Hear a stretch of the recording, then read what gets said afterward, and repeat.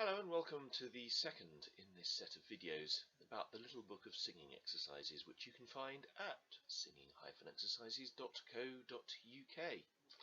This video is about the third song in the set, but it's usually the second one that I teach, and it is the one that becomes very much a go-to one that people often tell me is their favourite one.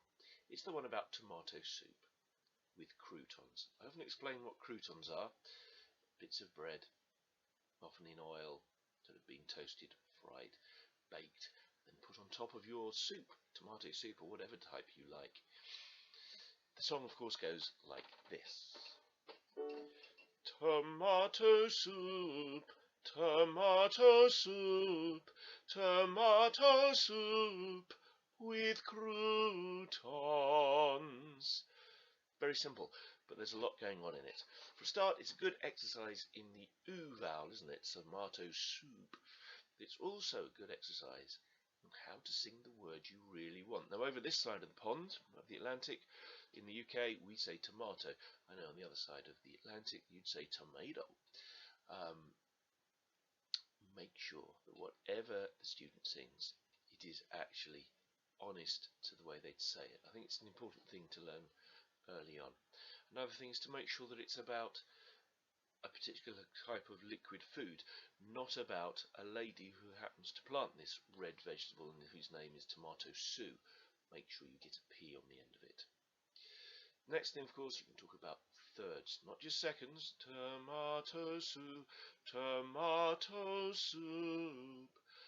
This becomes a song which I often use in sight reading exercises when it starts with a third or even a triad, a major triad. Da da da. They won't go wrong if they know tomato soup really well. It's also another good exercise, like I would like a piece of cake was, in crossing over from the lower voice into head voice as well. Tomato soup. And finally, although they all get the idea about the slur on soup, they don't always get that slur on with croutons. So you can talk about the way that thirds are written, but also the way that slurs are written for that croutons.